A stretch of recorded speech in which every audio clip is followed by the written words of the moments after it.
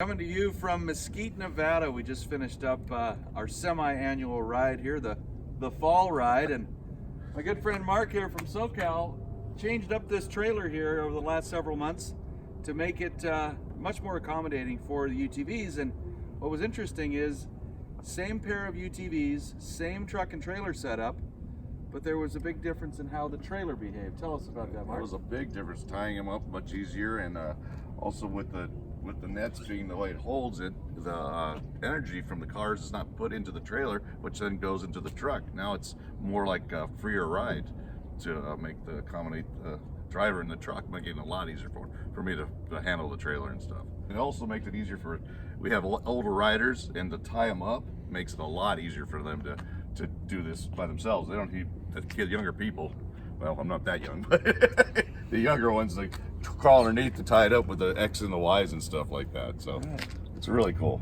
Notice really here that the Mark has maximized all the available deck length of this trailer. The cars are actually just kissing one another here in the middle.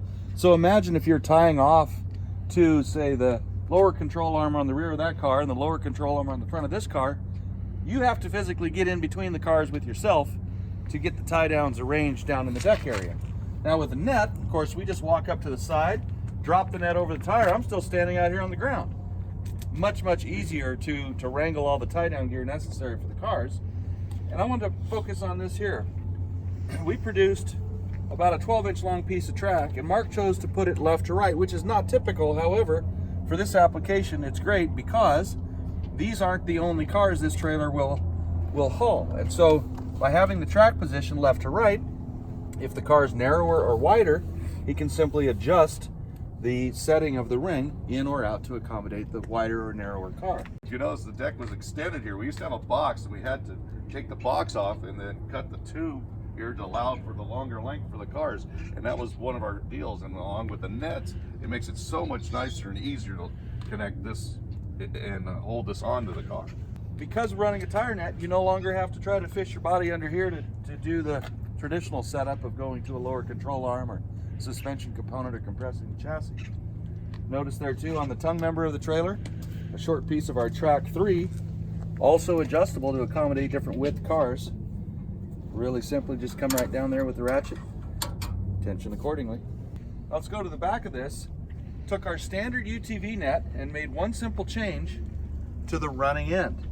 So the running end, we have basically a combination axle strap loop incorporated into the net. He simply goes around the ramp rail to form that loop on the back of the net.